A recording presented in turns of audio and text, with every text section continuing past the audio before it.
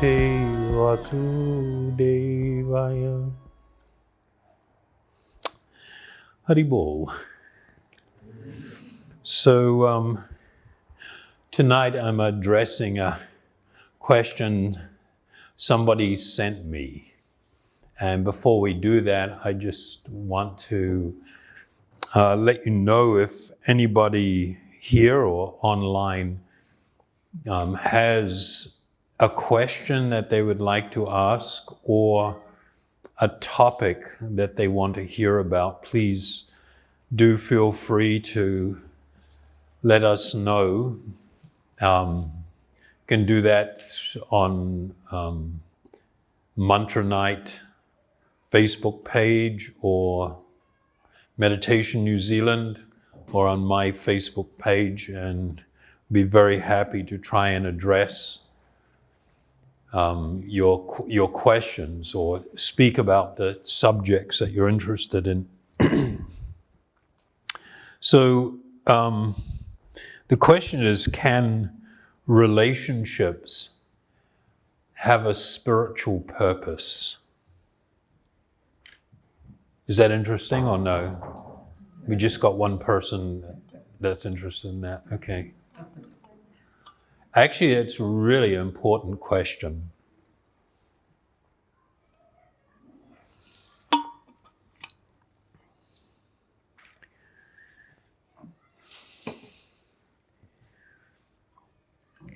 When we speak about the actual nature of the soul itself, the Atma, the self, the spiritual person residing within the body, you, the actual you, in developing an understanding and moving towards a full self-realization, one of the things that will become of tremendous relevance in understanding the nature of myself as a spiritual being is this question of relationship. So in this regard, I'll just run over a couple of things. You do have some eternal spiritual qualities, you being spiritual. One of them is there is a great desire for happiness. And that's fundamentally a spiritual desire. But in the embodied condition, when we're trapped in this body, as it were, completely identifying with the body as the self, then I seek to fulfill that actual need. It's not just a want or a desire, a need for happiness through the medium of this body. And of course, the tremendous shortcoming with that is, even though I may stimulate the body and give the body pleasurable experiences, it doesn't really touch me in the core of my being.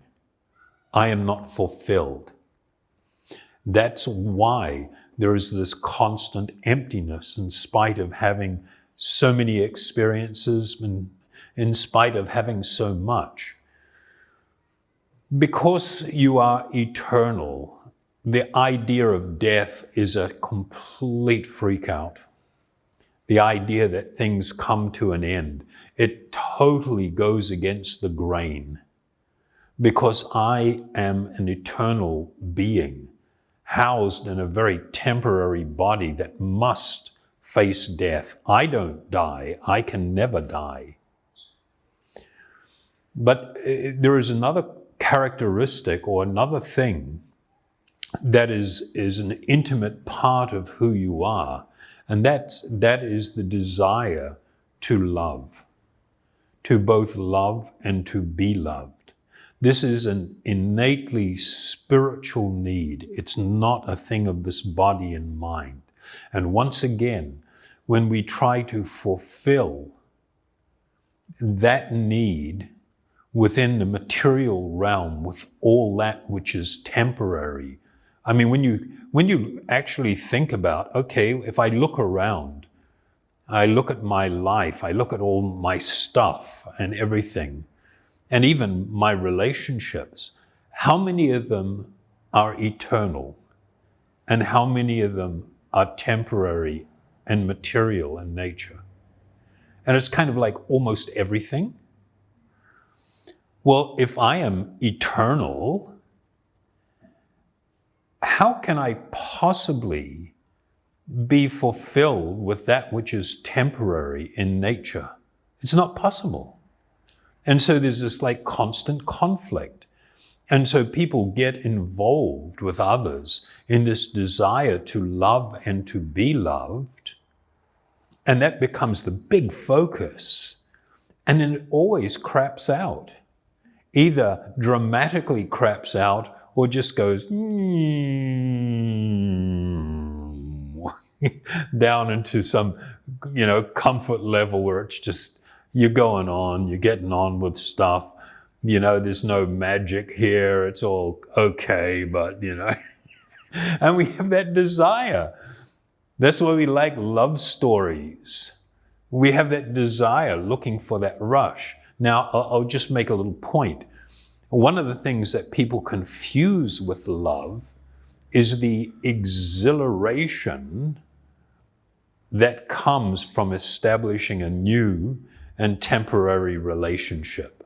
You get involved with someone and there's this anticipation. Oh, this is it. This is going to be wonderful. This is perfect. I'm so excited. The other person so excited, and it's all just like that. But that only lasts for about 6 months, tops. And then it's just like, and then I think, oh, that is what love is. And so I constantly go looking for that experience.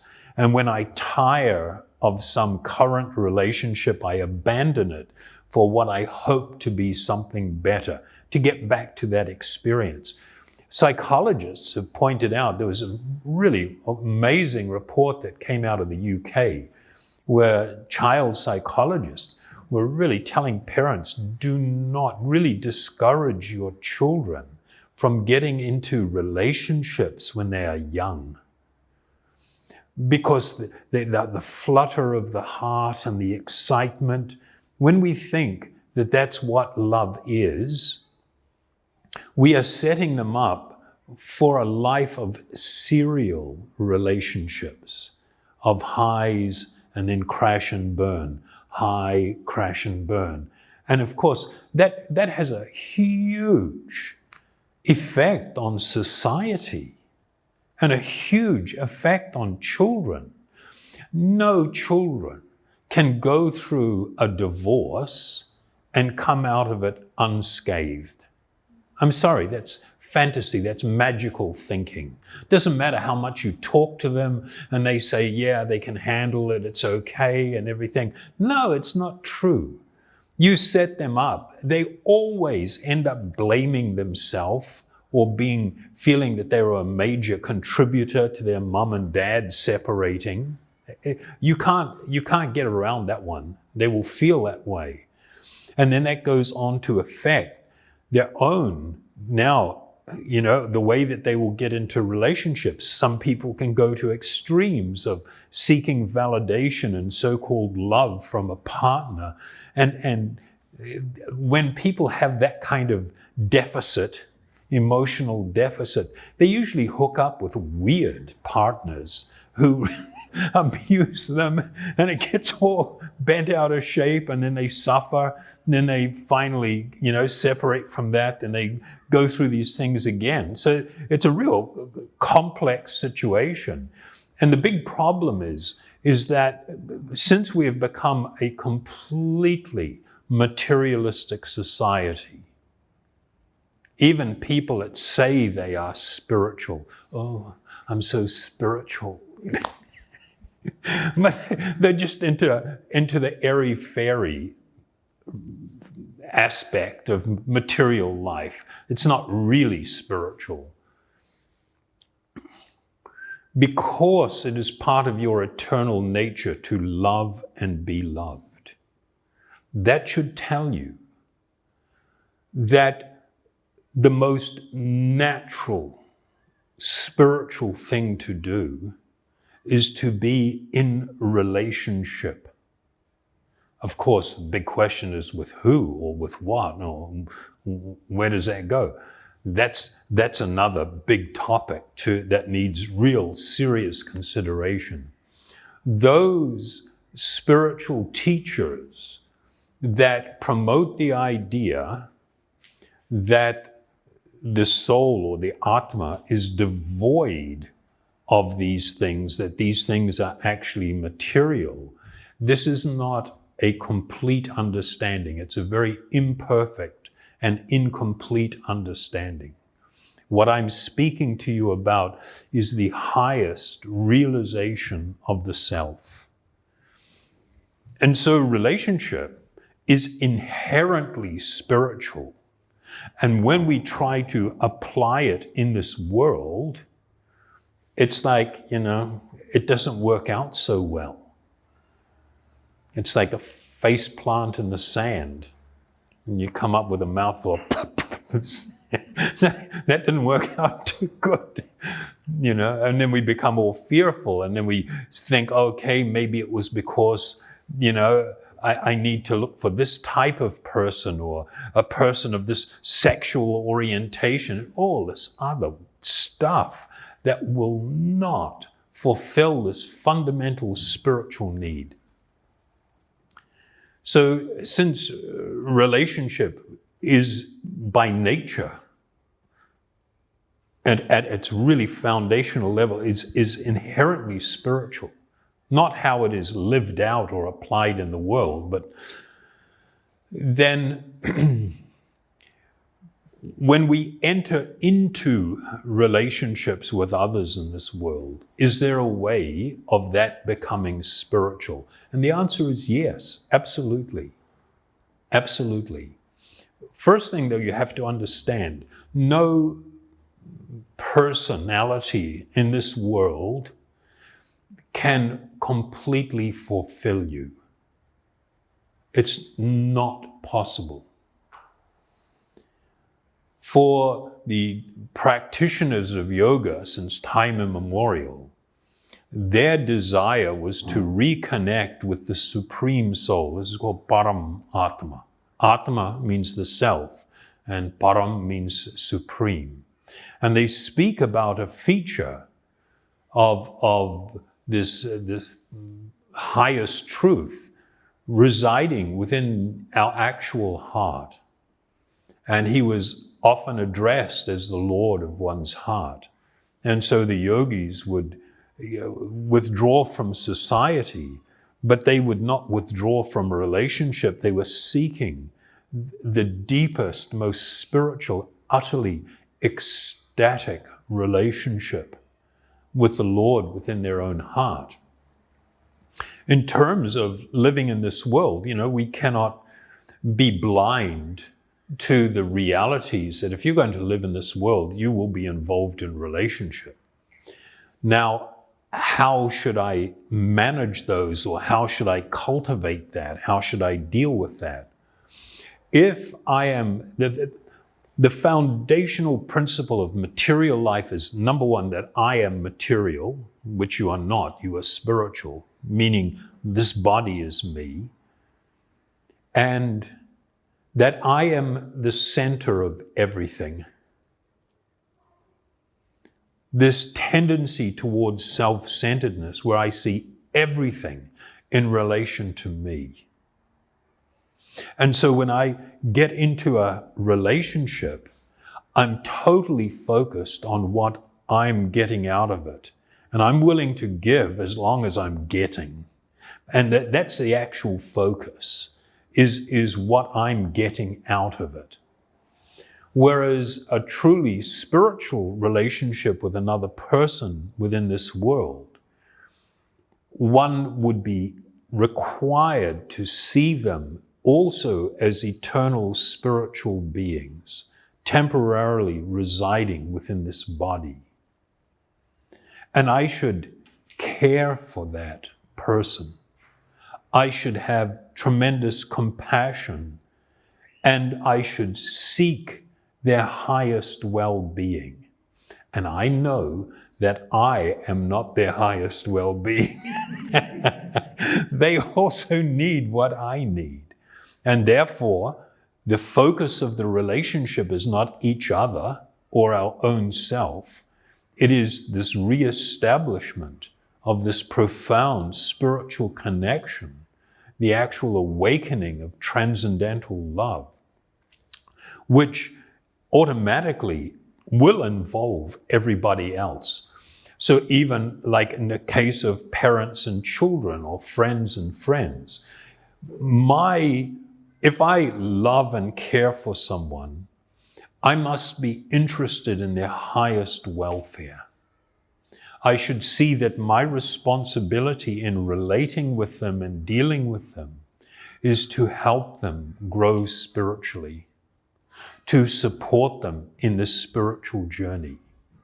And if they are truly my friend or someone that loves me or a child or a parent, then I will see them as being, yes, I need to support this person in their spiritual journey. And so what you can have is people that have really different personalities and who deal with things really differently. But because they share this common direction in life and they share a common center and a common focus, relationships can be profoundly wonderful. They can actually become very sweet and very caring. One can experience tremendous happiness. But it really requires this shift of vision from being self-focused to becoming more actually selfless. Part of the eternal nature of the soul is to love and to manifest that love in a mood of loving service, acting in a manner of kindness and gratitude and caring towards all others. This is not just some fantasy ideal, but I tell you, it does require work. This journey of spiritual awakening, of self-realization, it does require work, and it requires a big picture. There are fundamental things we have to understand, and they have to become the foundation of my spiritual cultivation. So that's what relationships are meant to be for. They are meant to be inherently spiritual. They will be satisfying and fulfilling if they are spiritual. If they hover on the mental or the material platform, they can never be satisfying and fulfilling. They will never be actually completely rewarding. Okay, how about that? A bit too serious or no? Okay, this is the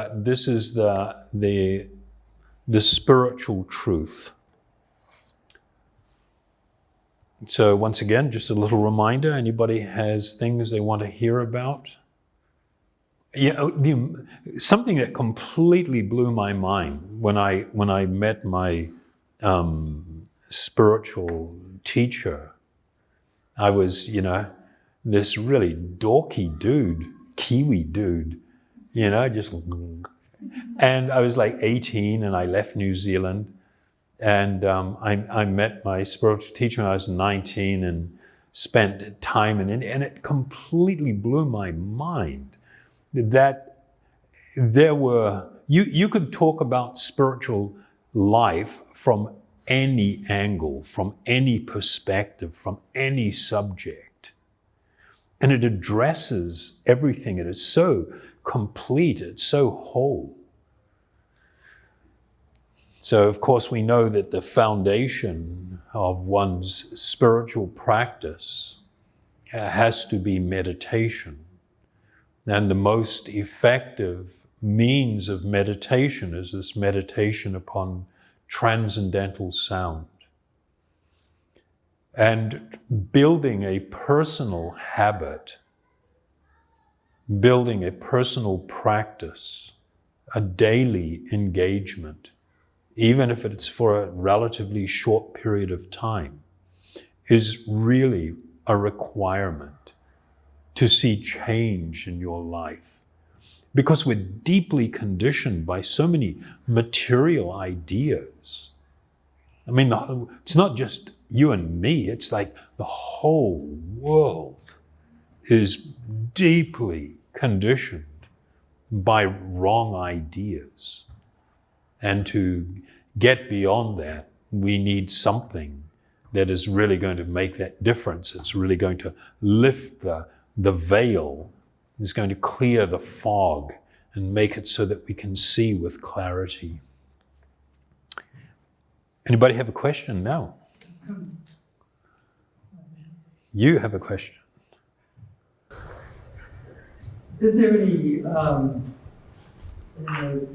part of the Vedas which deals specifically with how to navigate successful relationships and keep them on a spiritual platform, even in amongst families and in conjugal relationships? Because it seems that the world's constantly pulling us into bodily identification and bodily relating. Yeah. Very easy. Well, so in a relationship can fall into that concept and not realize it. Just as a brief answer, but it deserves more time. When there were certain spiritual paths and practices that don't actually have the most complete understanding of the nature of the soul. And so what they would often promote is the idea that you need to abandon society, you need to abandon relationships, you need to get away from all of these distractions and things that are perpetuating your suffering and seek, this personal liberation, as it were. But those ideas and why they were promoted was because there was not a really complete understanding. The paths of karma yoga and of bhakti yoga do not encourage the idea of a complete abandonment of society. I mean, because you can do it externally, you can physically move your body around, it can go some other place. Hey, you've brought your mind with you and all the stuff that goes on up there. So like in the Bhagavad Gita, it talks about that a person who completely restrains all their external or sensual activity, but still is engaged in that mentally, is called a pretender. And so the requirement, the way in which a person can purify those relationships in their life is finding a way to reconnect it as an amazing offering to this Supreme Soul and the Supreme Spirit, and to live a life of very wonderful connectedness in a mood of great humility and submission. And as a result of that, that overflows to all living beings in the form of compassion and genuine care for others. And so that this process, this practice, provides the easiest way to come to this highest realization and experience. Okay? Thank you very much.